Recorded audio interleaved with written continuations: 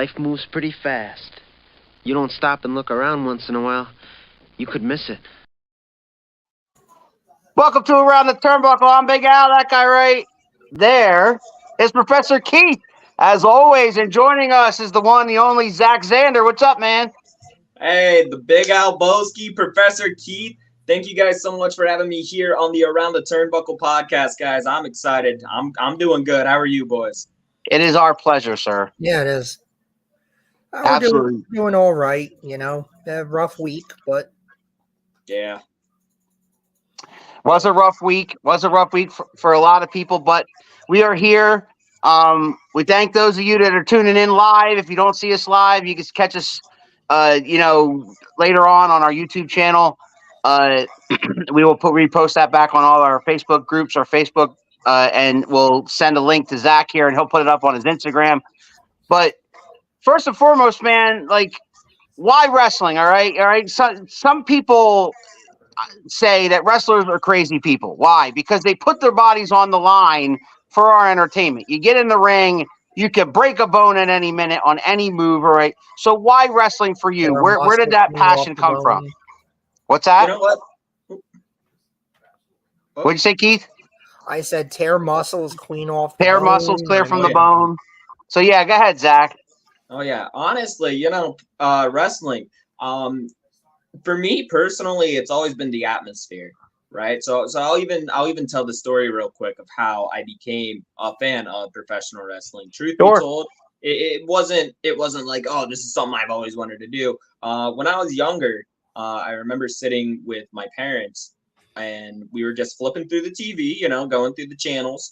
And I remember it was a Monday night around 8 o'clock, and 07, good year for wrestling, I'd say. We're flipping through the channels, and I see a segment on Monday Night Raw, and if I recall correctly, I know it was Edge, but I think it was either Vicky or Lita. It was one of the two, because I know we're starting to get to that period.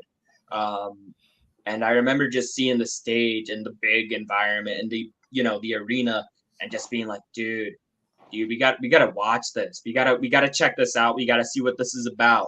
And I remember Edge was just cutting this promo, and that environment just looked so good. And I was like, you know what? I could vibe on this. I can get with this. So I became a fan ever since. And, I've been watching nonstop. And from that point on, it was just like, yeah, you know what? This is something I'd like to do. This looks wicked. This is sick. So at some point, you made that decision. Okay. Where were you when you made that decision, and how did you seek how to get into this business? Oh, when I made the decision, I was young. I was young. I couldn't have been any older than like 10, 11. When I was like, yeah, you know what, this is what I want to do.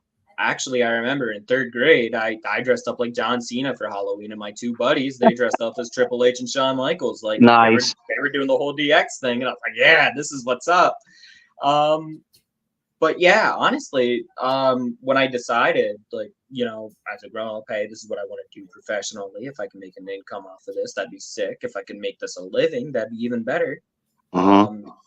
I turned just 17, so like, I was starting to understand a little bit more about the independent scene, and understanding more about, like, these are what these people do. This is how you take the steps, and this is everything that happens. And when I was, I eventually met the right people. Yes, Shane, by the way, fly, go Birds, fly. Go Birds. I met the right people, and I was just like, hey, when that time comes, like, I'd love to do this. And once I turned 18, I started my training.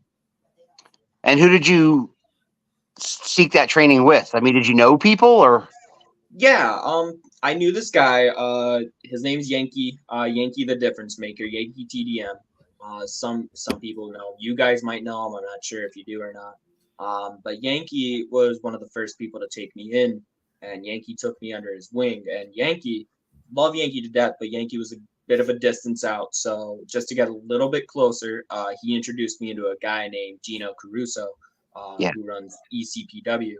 And Gino's school helped me out a lot. It got me through my basic fundamentals, It got me through my first set of bumps, my first set of rolls.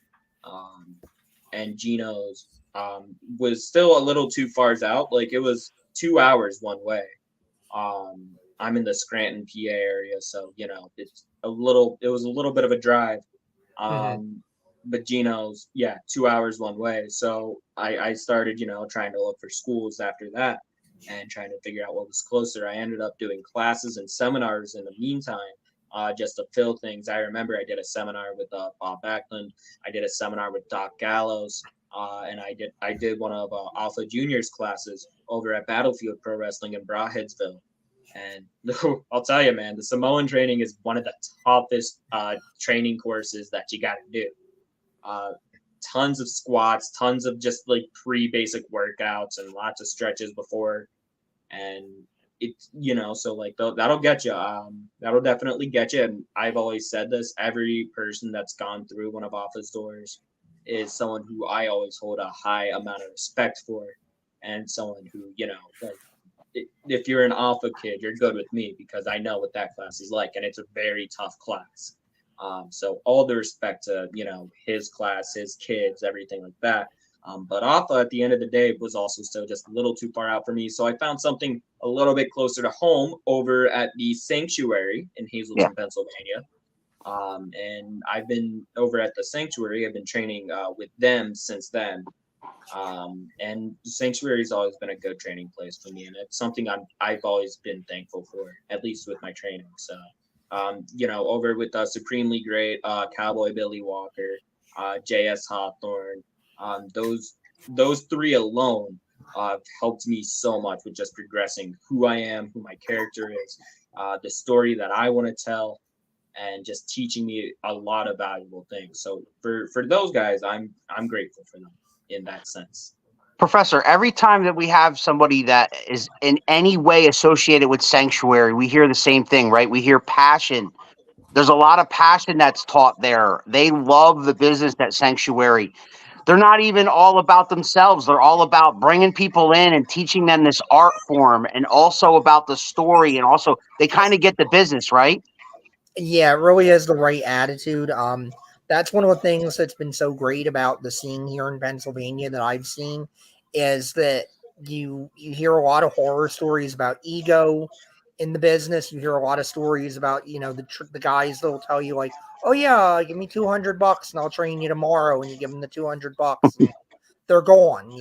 Everything they own is loaded up and the building is blacked out and they haven't paid the electric bill in 3 months. You don't see it with the groups that we've been involved with, is you really see the right way, and it makes me hopeful that the business itself is going in the right direction, that people are getting that good training that they need, they're getting the right attitude, and that we're gonna see in the next 10 to 15 years or so, as guys develop and get to the bigger shows and whatnot. I'm hoping that culture is going to start to bleed out there, and we're going to start getting quality wrestling, which we get quality wrestling now, but continue to get quality wrestling, but also to have the culture kind of change and the culture become more positive. Yeah. Zach, Yeah, talk about absolutely. Zach, talk about Sanctuary a little bit there. Talk about some of the guys you've worked with there and some of the things you've learned.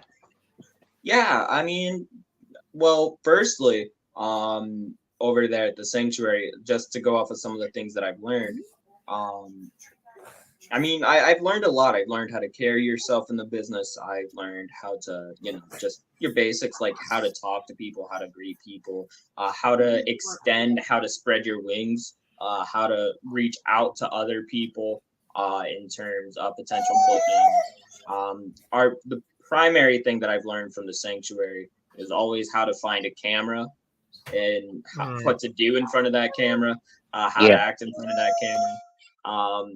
So, finding the camera is always something that's been preached. And at the end of the day, their teachings have also very much so taught about like safety. Safety has always been a Sanctuary concern. It's always been a number one thing with the Sanctuary. How to be safe while doing everything. I mean, Sanctuary's always had one of the safest safest stunt stages imaginable. I mean, they have a heavier set of padding, a thicker set of padding. And their ring is or their stage is fully surrounded by padding. Their stage itself is padding. Right. So it's always been about safety, and that has always been the big concern and the big thing there. And they'll teach you everything, but they'll teach you how to do it safely. Yeah. And with some of the people that I've worked with there, I mean, in terms of their working ability, nothing but great things. Everyone there has kept me protected. Everyone there has kept me safe. I've always had some really enjoyable bouts, some really fun bouts. I've got to work with some of the biggest names possible to at least come through into the sanctuary. Personal favorite of mine is a stunt fight I had with Rocket. And so the story of the match or the fight between Rocket and I is crazy. Because Rocket and I, we were supposed to go out. It was a First Friday show, which is Friday or the first Friday of every month. And we were supposed to go out. We were supposed to do our thing. But the first match in the show, the ropes broke. Oh. So the ropes completely snapped. And sanctuaries, they have backup plan on top of backup plan. So they know what they're doing. Right. So we ran like a very blood sport-esque fight. And Rocket and I, we're guys that go off the ropes at the end of the day. The ropes are our friends, and the ropes something we love. So we were like, as soon as we knew the ropes broke, we're like, oh, you got to figure everything else out again. Yeah. You got to figure out how to do this. Because even if you're not a high flyer, right? Yeah. So much basic offense is gone because now you can't clothesline, you can't Irish whip. You lose so many basic moves, not being able to go, okay, I'm stuck for a spot. Let me throw you off. Let me whip you. Let me do it. Because the turnbuckles are gone now too, right? Because the ropes are broke. There's nothing holding them up. I mean, you're basically going in there and going, shit, anybody know how to MMA? Because we're going to have to MMA basically right now. We're going to have to do punch, kick, and a couple of grapples. And yeah, I always think about that, and I mean, but that's a blessing in disguise too, right? Because that then sends you out there, and you go, okay, now I have to figure it out. Now all of my initial game plan is gone. Now I have to make this interesting without doing the stuff that I usually rely on. Yeah, now it teaches you how to adapt. Now it teaches you innovation. And how to sort of initiate, like, hey, this is what I got to do. This is what we got to do to make sure we could tell our story. And that ended up being one of my favorite fights. One of my favorite matches, really, ever. It's still something I hold very highly to this day. Rocket was someone I got to go in there with. Philly Mike Swanson, someone I got to go in there with. Ricky Price, very young and up and coming. Ricky Price is a real solid name, in my opinion. I know him. Yeah, so Ricky was someone who I got to go in there with a couple different times. I got to go in there with like all the high ground kids. I also got to do the Stampede, which means I got to be in there with dudes like Prince Ahmed, PJ Savage, Andy Header. Just, some names that I really got to be there with. And some of these guys we've interviewed, Professor, they sound familiar, don't they? Yeah, right? Guys we've interviewed or guys we've been at shows with, Yes. Some real luminaries. Yeah, so some real fun people that I got to be with, and that's something I've always been grateful for because it's given me that stage and it's given me that platform to be able to go out there, be able to hang with some of those that I consider to be some of the best. Zack, for those who have never seen you live, right? Right. Tell those people who Zack Xander is. Great question. Honestly, Zack Xander is still a very young kid who's just trying to figure himself out in the wrestling business. So Zack Xander is someone who's always trying something new, always trying something crazy. And Zack Xander is a young kid who is willing to take that risk. Zack Xander is someone who wants to do something, do everything to make sure that he can get on the side with the people or that he can get on the winning side at the end of the day. And I'm just, honestly, I've just been someone who likes to hang. really it depends on where I go. Sometimes I'm with my dude Squid Sterling, and together him and I we form the Electric City Mayhem. Sometimes I'm just on my own, and you know what? Trying to figure everything out in this crazy, wacky world of professional wrestling. It's crazy. So what was your partner's name again? Squid Sterling. Squid Sterling. All right. So you guys are the Electric City Mayhem. Yes. Which Keith, you might remember when you were a kid, the Muppets had that band called the Electric Mayhem, right? Yes. That's right. Something like that. Well, Scranton is the Electric City. It is. And, Squid and I, we love to bring a little bit of mayhem. Squid, he's the musical masterpiece.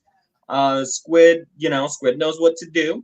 He's been in this game a little bit longer than I have. He's been hanging out with some of the best that the NEPA scene's got to offer.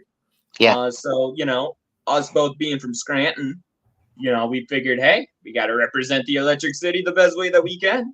I love it. Yes. But you guys are good guys, though, right? Like, you guys are faces, right? Yeah, we're big with the people. We love the people. Name some of the teams you guys have faced. Yeah, okay. So, Diamond City War Machine, We know Tater them, City Keith. Express. Yep. Know Tater them. City Express with Masty and Kit Raff. The Runway, we've got to be in there with those guys. JS Hawthorne solo. Actually, we did a big four-way, no hold bars tag match called the Horror-nado match, and we did that for Smash Master Wrestling over at the Susquehanna Brewery. Right. Basically, it was Squid Sterling and myself versus the Tater City Express versus the Diamond City War Machine versus JS Hawthorne in the Pantheon. And yeah, I mean, it was crazy. It was one of the craziest matches I've ever been in. I did a moonsault off of a U-Haul truck. What? Yeah. Yeah, it was nuts. So you talked about being taught safety first. Yeah, right. And that Professor's gonna call you out on that. Yeah, safety's for losers. I'm just gonna jump off this U-Haul truck. It'll be fine. Good one, Keith. Remember Good what one. I said? Remember what I said about taking those risks, though? Yeah. There's taking risks, and that there's taking risks, and because I always come down on the side of, when I was younger, when I was your age, I loved watching all the crazy spots and the stuff like that. Now I'm older, and I'm somebody that loved ECW, but I've also seen what ECW did to the performers. So it makes me err a little more on the side of I love you guys, and I don't want to see you guys destroying yourselves, especially destroying yourselves. No offense to Uncle Masty or anything, but nobody's getting rich working. Big shout out to Uncle Masty, though. Yes. Yeah, I love Uncle Masty. I'm not trying to put him or Smash Mouth or anybody like that down, but just I know nobody's getting rich doing that, and I would hate to see a situation where it's like, hey, I want to do something really cool. I just snapped my leg, and now I'm out of work and no insurance, and workman's comp isn't going to cover it. So I totally see what you're saying, and I totally feel that. But I feel like I'd be remiss if I'm not kind of the old man here going like, but son, maybe that's a bad idea. Maybe we don't do that so much. Oh, I love it. I hear you, Keith. I mean, I've never done anything like that ever since, but that was probably the craziest moment in my career. So I would think so. It had to be spectacular, though, right? I mean, you pulled it off. You're still standing here, right? So I mean, I'm here. I'm here for the podcast, baby. I'm here for Around the Turnbuckle. Hanging with the big outpost. Moonsault off of a moonsault off of the U-Haul truck. I got to see that. Is that on YouTube somewhere? It is on my Instagram. I was going to say, and if you didn't get footage of it, for the love of God, please put that out there. Absolutely not. No. Yeah, like you don't. If you're gonna do something insanely stupid, make sure there's a camera there to document it. All right, I got a question for you, Zach, from a friend of ours, Big Chris Vant down in South Carolina. He says, "Do you prefer singles matches or tag matches, and which do you think gets your name out there more?" Ooh, honestly, I mean, you're gonna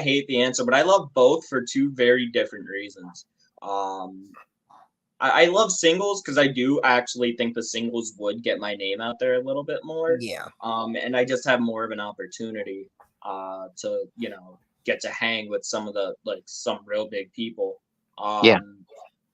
But tags too, they also give you that opportunity to teach you more and teach you more like psychology on a different match structure and teach you different things and now how to adapt for your tag partner. So I do love both for very different reasons, but I do believe singles matches would get my name out there just a little bit more. I agree with that. Oh yeah, I mean that's been the rule of thumb for a while. That's why it's become so hard to have good tag teams Yeah. that are really Or memorable. divisions. Right, or there's fat. divisions because especially on the independents, it's hard. You're trying to push your name, and it's always harder to get a tag team going because to do it correctly, the tag team has to be the brand more so Yeah. than the individuals. And then you have a lot of promoters that go, well, I could book this guy and it's one payoff. But if I got to book both these guys, now it's two payoffs.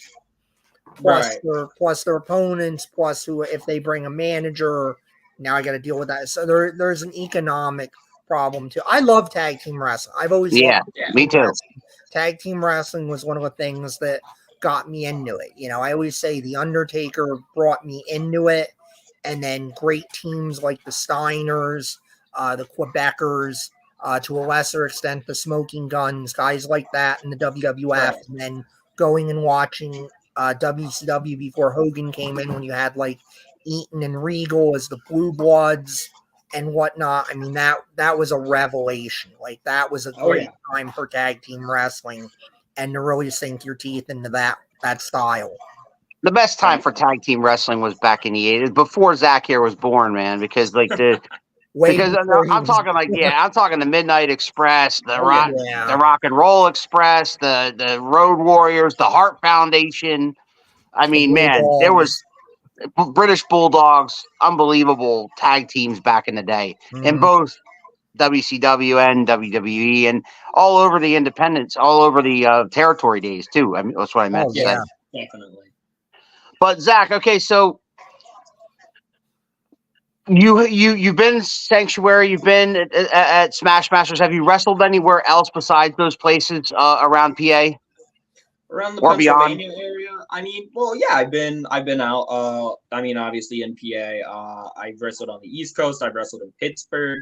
I've wrestled in New York. I've wrestled in New Jersey. I've wrestled in North Carolina. So I'm still trying to expand out a little bit further. In the Pennsylvania area specifically, T2T. I know they have a school over in Pittsburgh. I've been out over there. I've been over with High Tension, the High Tension Network. I've wrestled for those guys. I mean, Sanctuary, Smash. Before I went to the Sanctuary, I was at this place called Delta Wrestling Alliance. And like I said, I'm trying to expand just a little bit more. Jersey, I've done a few things. Like I've got to work with Chosen Pro Wrestling. I got to do stuff with We Are One Wrestling. New York, I mean, Gino Caruso, I got to do stuff with him. And North Carolina, I've been over at ACCW, Alexander County Championship Wrestling is what it was called before. Now I think they rebranded to Apple City Championship Wrestling. And I got to do stuff with Versus the World Wrestling. So, those are just some of the promotions I can remember off the top of my head. But like I said, I'm still trying to expand out, go a little bit further, get a little bit deeper, just try to do more. Just really keep growing, and I just keep learning. That's the important thing for me. You talked about Zack Xander, the personality, right? Talk about Zack Xander's moves. Where do you get your inspirations? Talk about how you work a match, a Zack Xander match, for those who haven't seen one. I got you. So I'm a very luchador based wrestler. So my finisher is the sliced bread number 2. Brian Kendrick, for me, from a young age, has always been an influence. It's a good one. I've always loved Brian Kendrick. Very rarely will you see this, but I do have a submission finisher, which I very rarely bust out. Only when the occasion's appropriate. But the cattle mutilation is something that I've always loved as a move. So the cattle mutilation is something I've always had as a finisher as well. The sliced bread, cattle mutilation. I do a lot of lucha stuff like we've talked about earlier. A lot of stuff off the ropes. So running up the corners, hitting big arm drags, drop kicks, doing dives. That stuff that I've always done. One of my favorite moves that I always do. Two of my favorite dives. I do the triangle moonsault. Which is moonsault, hopping onto the apron, onto the turnbuckle, and then doing the backflip onto people. Right. And then I do what's called a lope suicida. So we all know the tope suicida, where you flip over the top rope. I like to do the lope, where you flip through the middle rope. Right. Which is something I've always loved doing. And then, hitting my signature move is the top rope European uppercut. So jumping off the top, hitting the big old European uppercut, just getting people down any way that I can. I'm a small dude at the end of the day. Right. So I got to go big. For me, it's always about go big or go home, Does the Electric City Mayhem have a finisher together? We do. We usually like to do a double moonsault, so obviously not at the same time. But what my partner Squid Sterling will do, he'll get on his hands and knees and now do a moonsault off of his back, and then he'll roll into the top turnbuckle and he'll hit a top rope moonsault from there. And sometimes it gets us the win, sometimes it doesn't. But we like to make it work out to the best of our ability. So now, does that finish a match more than it doesn't? With Squid and I mean, we're not always on the winningest end, truth be told. We do got to pick up a little bit more. We got to get a little bit heavier. Yeah.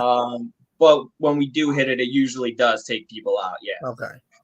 Because that I always apply the Arn Anderson rule. There is, it's not a finish if it's not finishing people most of the time.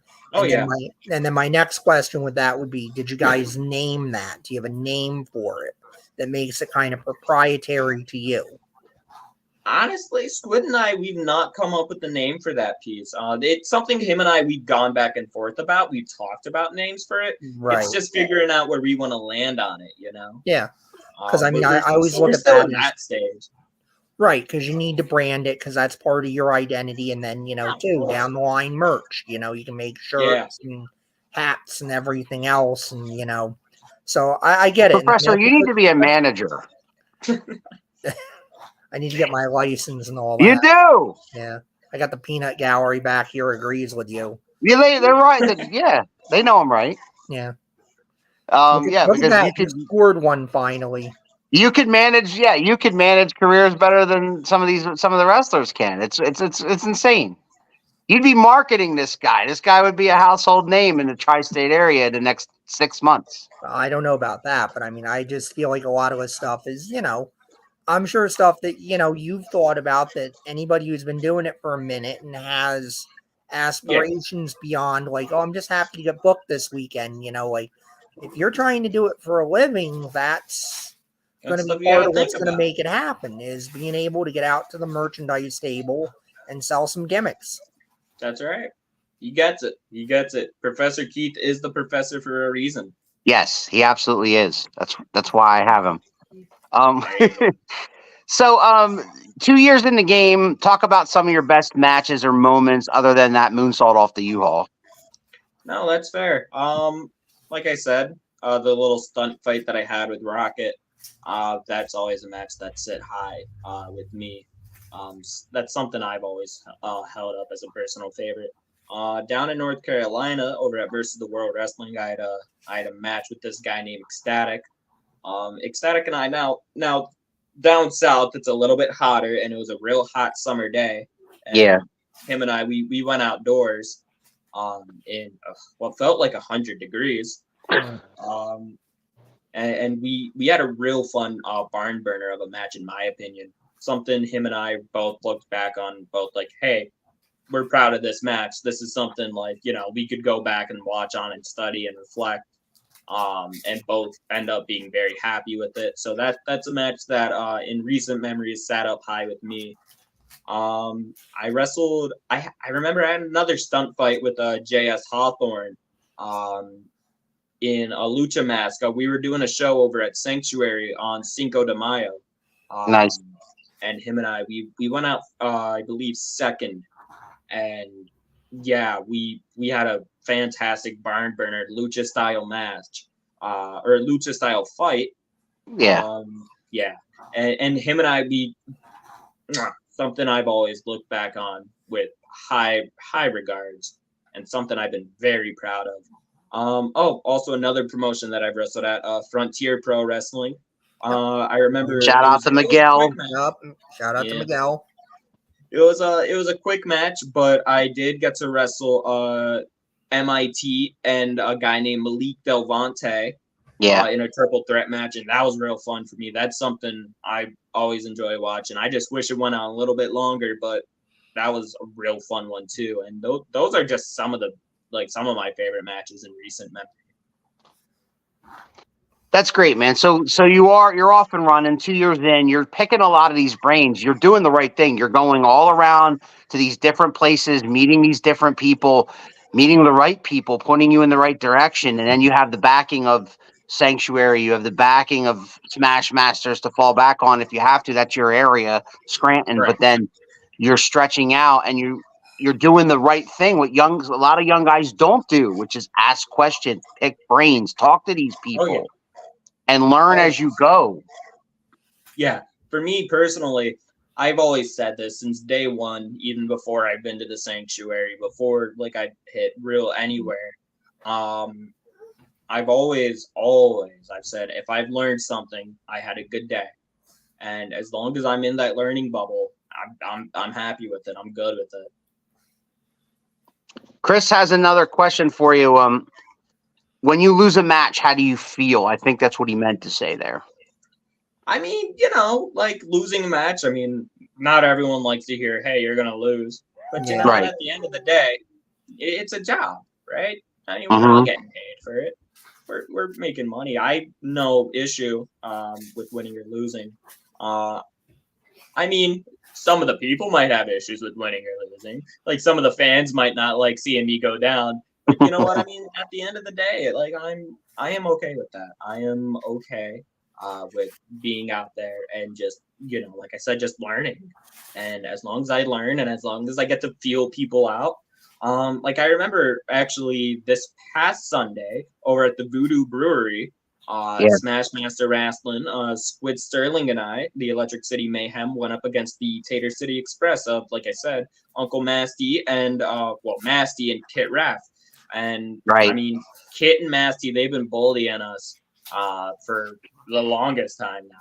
They've been going at us. They put Squid in the trash can. Kit got into my car. It was a whole thing. And we went out there. We tried our best, but we came up short. Kit Raff just got me with a real good clothesline, and that was just the night. You're not getting out of a Kit Raff clothesline at the end of the day. No, not at all. And we came up short, but you know what? Hey, we'll go back at it. We'll get them. We'll get them again. I mean, it's okay. It's bound to happen. It's just, it is what it is. We go back. We rebuild. We redesign, and we reclaim what was ours. We got to feel those guys out. We got to see what they were like. And, we just came up short that night. But now we know, okay, this is what we got to do. And I think fans sometimes are a little too obsessed with the idea of wins and losses. And I don't quite understand it, especially if you're someone that is a sports fan, right, as well as a wrestling fan, right? Because we see games in sports or in MMA, box, anything. People are going to lose. Teams lose. But you always can look at that game and say, yeah, they lost, but it's very rare that you see a blowout to the point that you're like, they're garbage.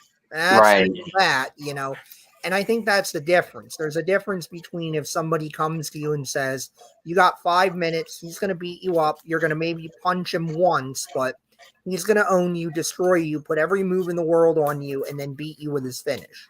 That's a terrible loss.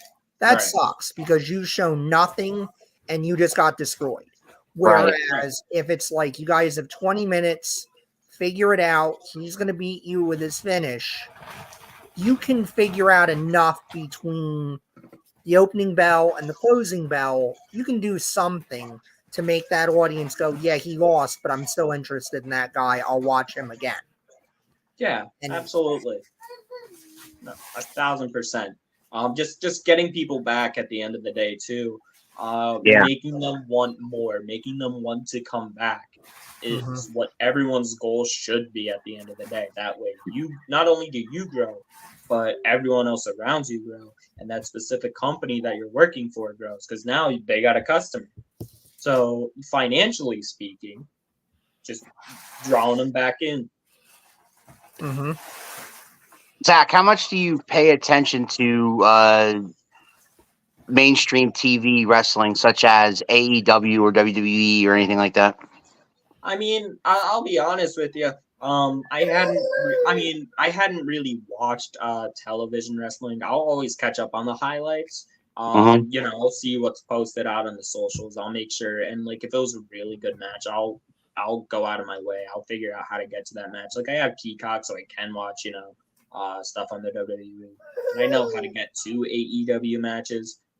So just if it's something that's really interested me, I'll figure out my way of how to get back to there and being able to watch that.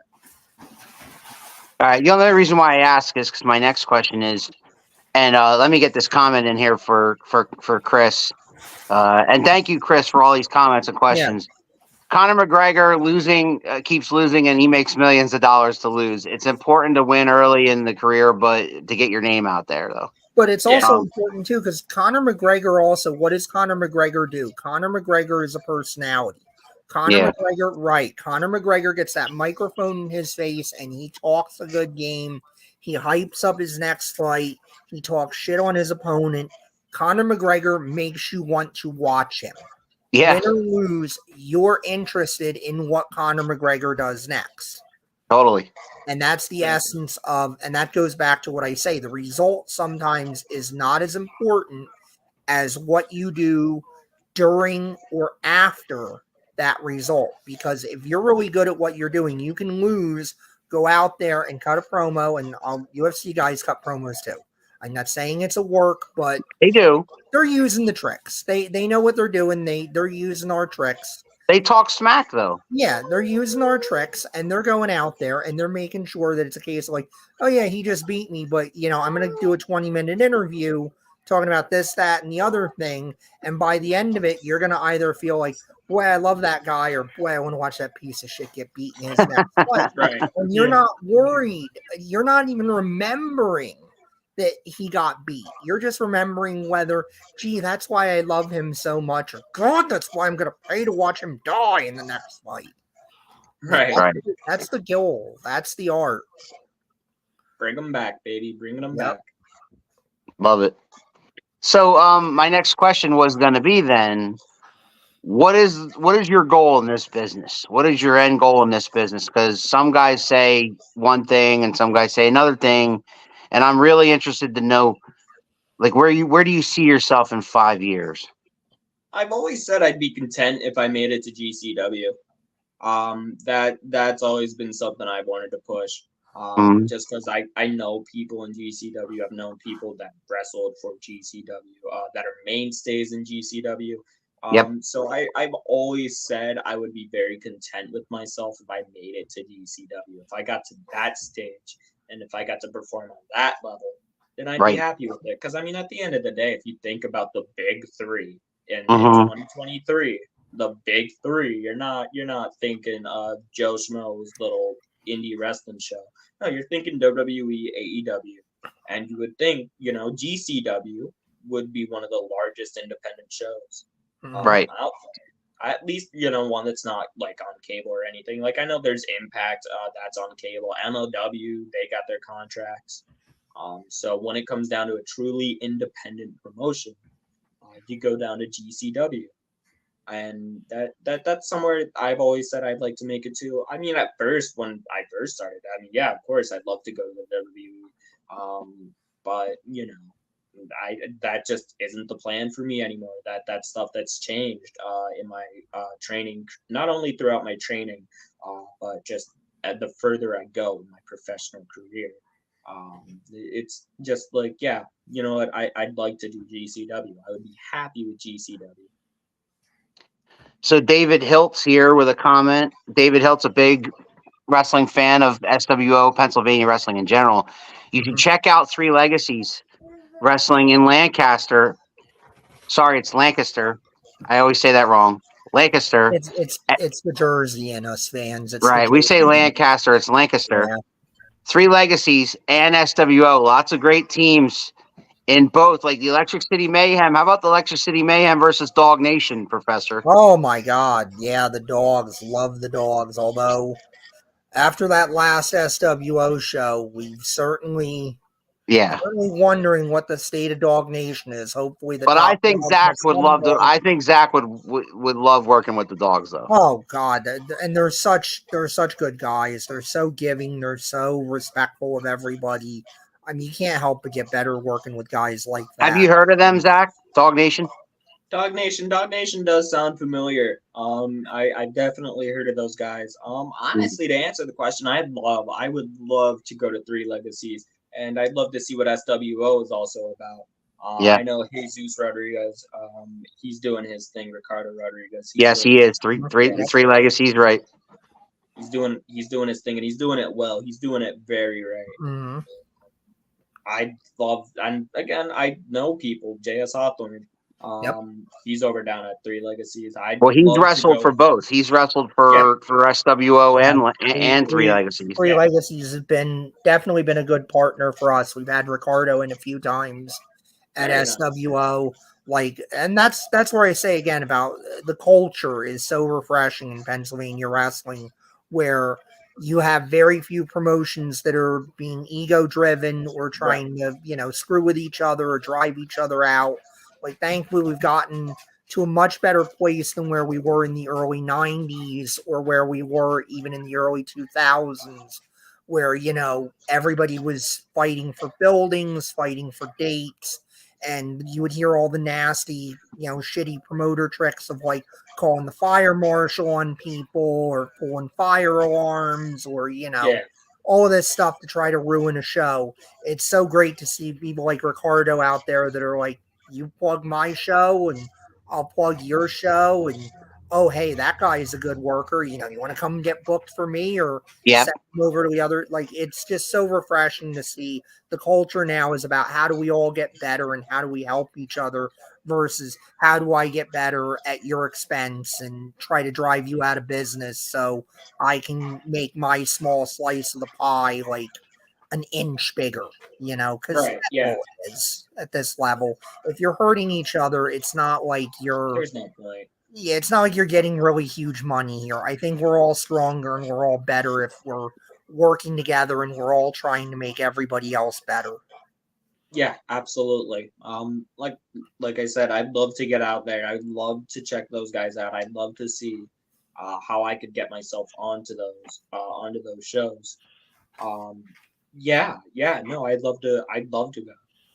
Yeah, also look for CCW, Valor, and Seven Mountains. They're all kind of ran by the same guys. Rob Noxious, Malcolm King runs Seven Valleys. I'm sorry, Seven Mountains. Mountains. You mentioned Higher Ground earlier. That's Jack Molson's group there. High Ground. They have a brand new crop of guys that they're starting to get shows going again. Yep, and we have a lot of the High Ground. The last class of the High Ground graduates have been mainstays in 3WA this year. 3WA. That's another one. Right, see, I don't know if you know Zack, but the professor and I do commentary for 3WA in Quakertown. Okay. And then the professor is the voice of SWO now with his partner in SWO. And then I ring announce at SWO. Yeah. So that's why we're affiliated with. Yeah, that's why we're affiliated with both of those places. Yeah. Right. Yeah. But I mean, we have friends all over the place, and that's why I say, we're not just going to push the people that are goodly enough to give us an opportunity and a paycheck, but we need the whole scene to do well. It's in all of absolutely. our best interests for the whole scene, the whole country, everywhere. We need the independence. The stars are not going to, for the most part, just walk in the door one day and be ready to go. The Yeah, independence of the absolutely. breeding ground, we need Look to at build Damian Priest. ground up.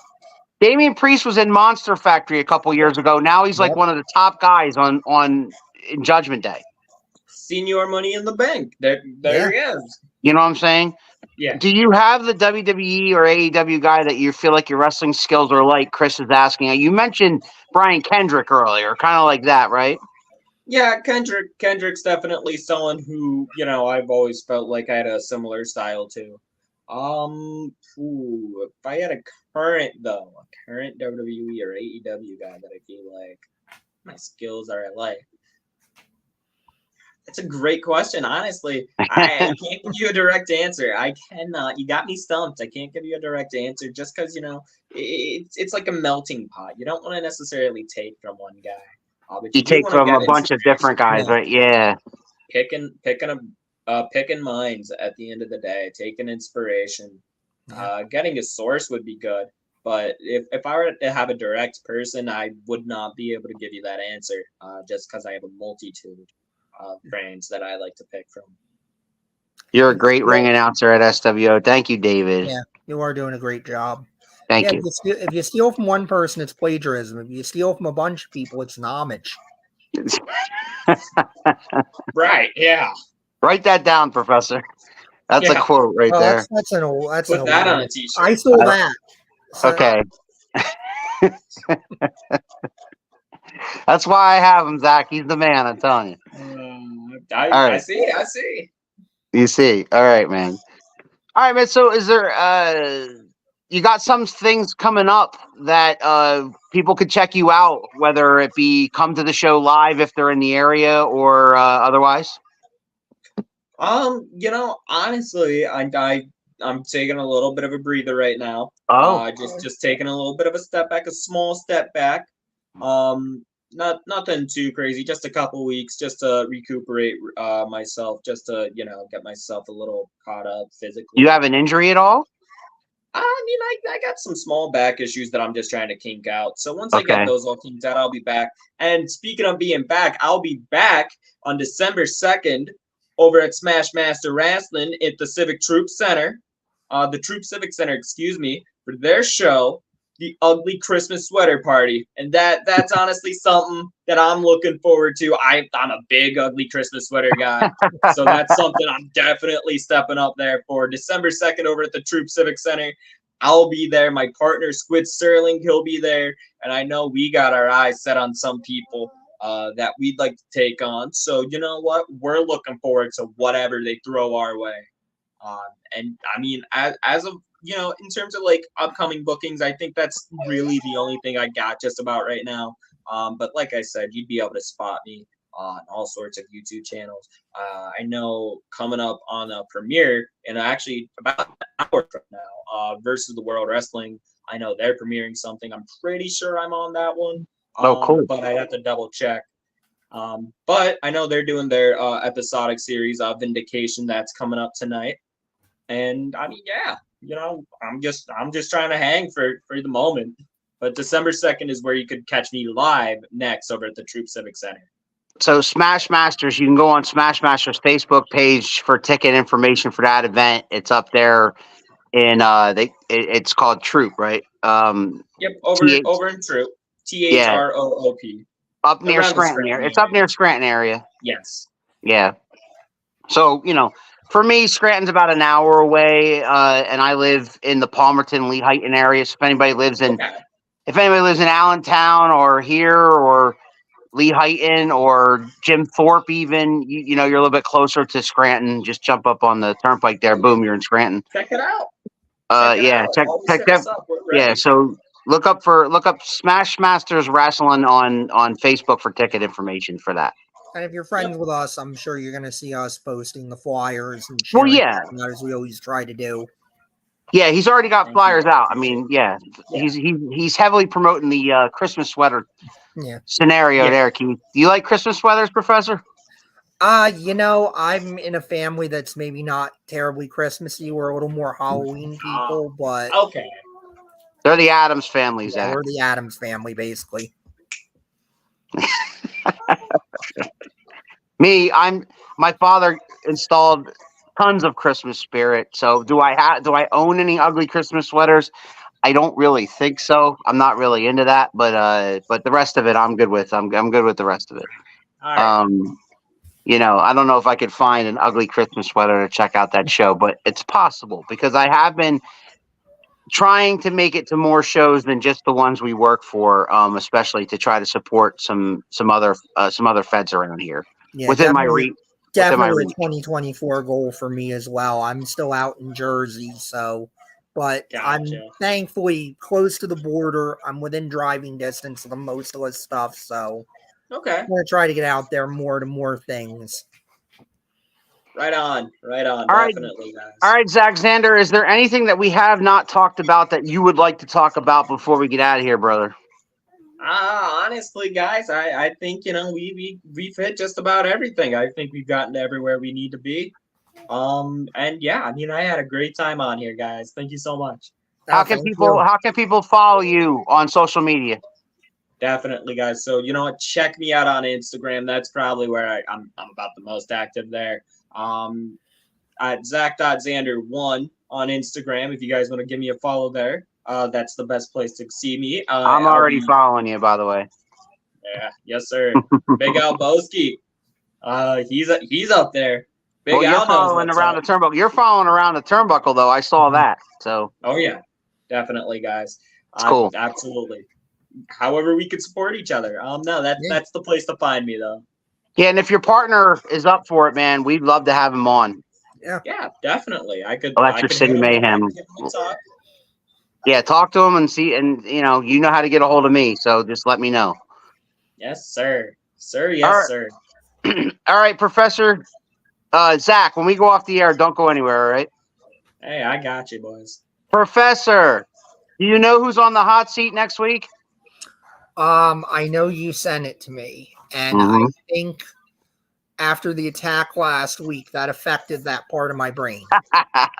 He was attacked in the ring, Zach. He was attacked by Wyndham. Not the professor. Yes, the professor was attacked in the ring by Wyndham James Winthrop III. So ever since then, he's kind of been knocked for a loop. Yeah, it was a rough week recovering. But I got him, and that is Fletcher Young is here next. Do you know him, Zach? I do know Fletch. I do know Fletcher Young. Fletcher Young is here on Around the Turnbuckle next week, right here in the same hot seat that Zach just occupied. We appreciate you, brother, to the max. And anything that we could ever do to help you, you let us know. Yep. We wish you nothing but the best in your future. And man, just go get it, man. Go make the moments, make the memories, man. Thank you, guys. Thank you so much for having me. I had a lot of fun being here. Love it. All right. Professor, we'll be back next Sunday at 6 o'clock with Fletcher Young. In the meantime, for Professor Keith and Zack Xander, I'm Big Al, and we'll see you guys next week. You think you know me? Oh, yeah! If you smile!